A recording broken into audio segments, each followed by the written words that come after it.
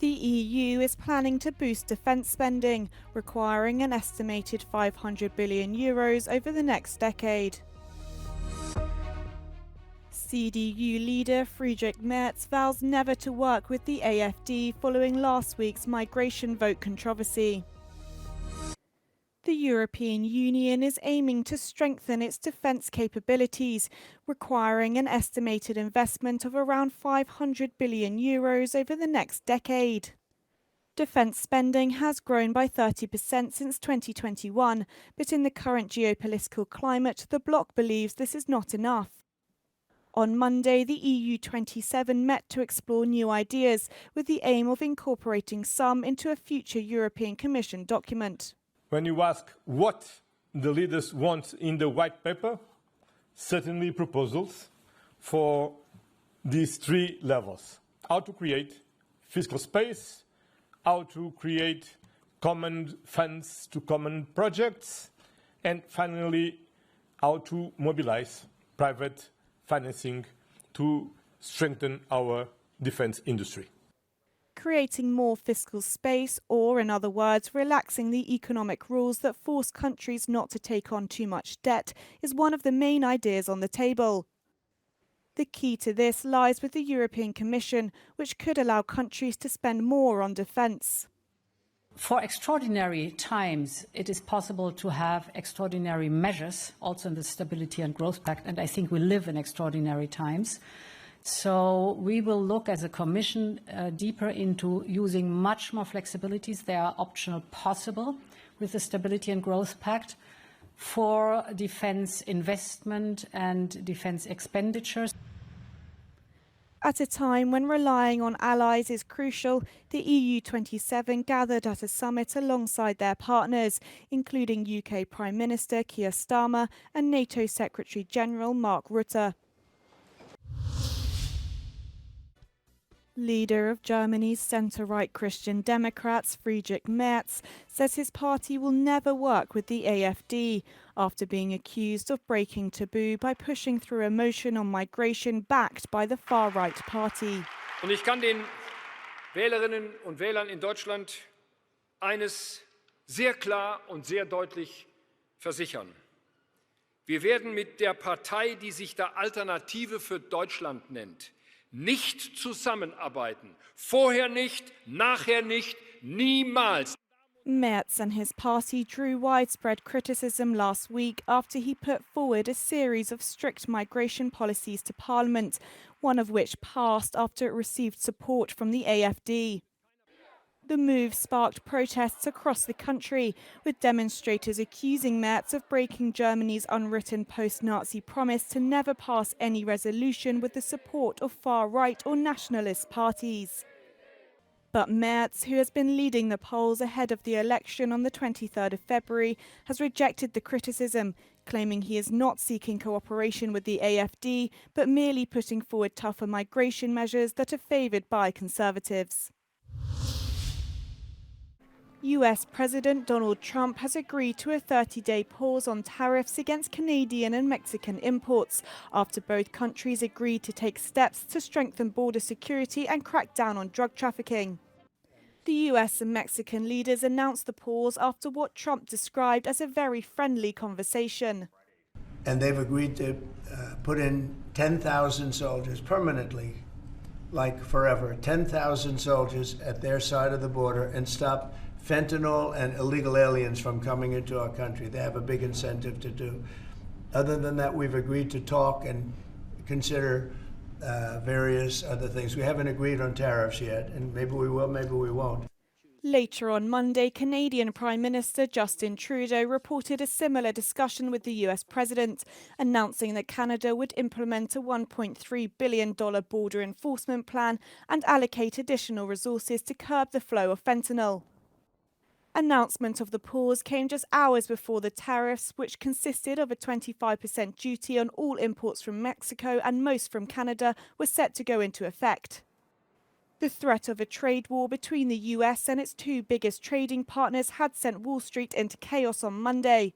But after initially falling sharply, US stocks were able to mitigate their losses after Mexico said it had negotiated a one-month reprieve on the tariffs.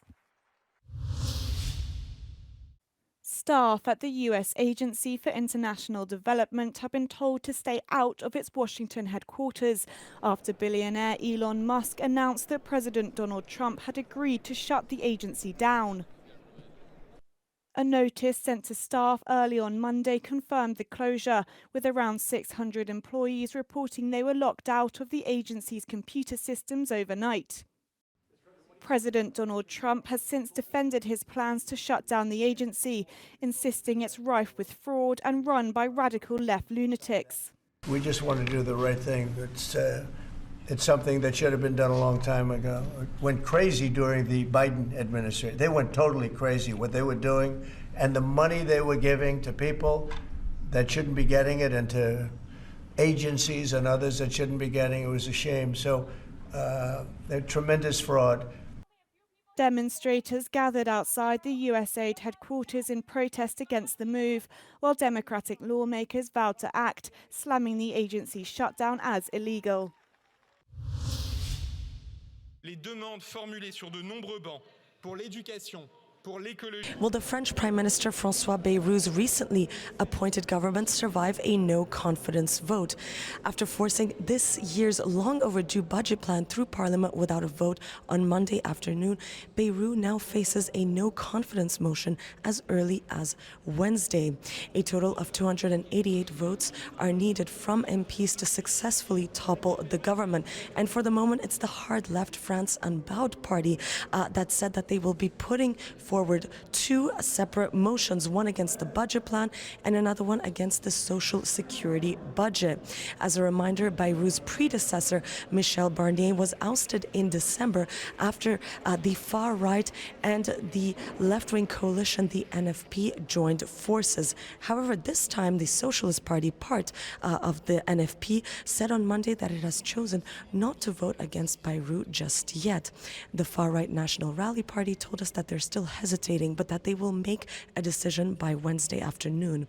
But without this crucial socialist vote, well, it looks like Bayrou might be able to survive a confidence vote this week, meaning that the budget plan could be adopted as early as end of February. This contentious bill plans to cut an eye-watering 30 billion euros and raise taxes by 20 billion euros. France has been under pressure from the EU for its public deficit reaching 6% in 2024, more than double the percentage allowed by Brussels. Sofia Katzenkova reporting from Paris for Euronews. The revival of US President Donald Trump's demand to acquire Greenland has cast a light on long-standing difficult relations between Copenhagen and Nuuk, as well as reignited calls for independence. It's also laid bare the country's importance as a semi-autonomous Danish state loaded with critical minerals, a highly lucrative fishing industry and a vital Arctic location. Malina Abelsen is chair of Greenland's largest company, Royal Greenland. It's a state-owned fishing company representing over 95% of Greenland's exports. She says Greenland will work with other countries based on equal footing. I think the Greenlanders are also very worried. The news poll just came out that also said that no one really wants to be bought by the US. I mean, the whole abrupt way of coming forward and saying that I want to buy Greenland, it's like we're not for sale, we're not playing Monopoly here in this world. Actually, we are a people living in here, living in Greenland. So I think the whole way of talking about that is just not the way we would like to talk with an allied partner. Elections are due to take place in April, where the future of Greenland as an independent state will no doubt take centre stage. However, what's not clear is exactly what independence means and whether the EU is to be invited to play a significant role in Greenland's future. A delegation from the Renew Group in the European Parliament met with members of the government as well as private and public industries and academics.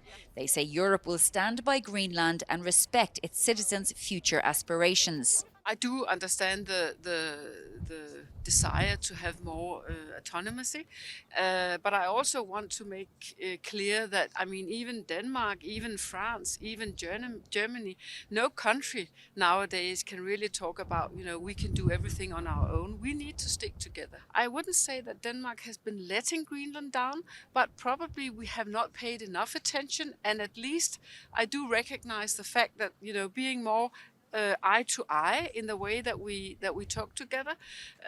I do think there's something there to be worked on. Both the government here in Greenland and the EU are treading carefully when it comes to Trump's demands.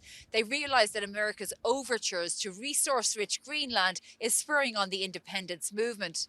Moreover, they're deeply concerned that an ally is threatening to take over territory. Shona Murray, Euronews, Nuuk, Greenland.